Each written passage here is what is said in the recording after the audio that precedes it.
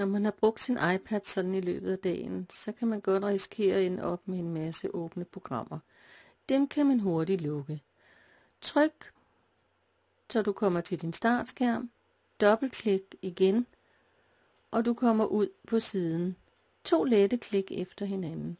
Her har du alle dine programmer, du har åbnet liggende.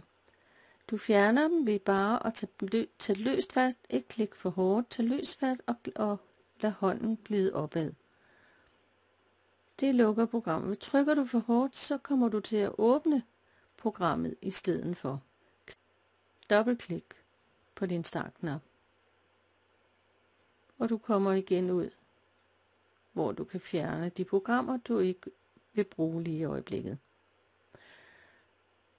Til sidst skal du klikke på din startknap, og du er tilbage til din startside.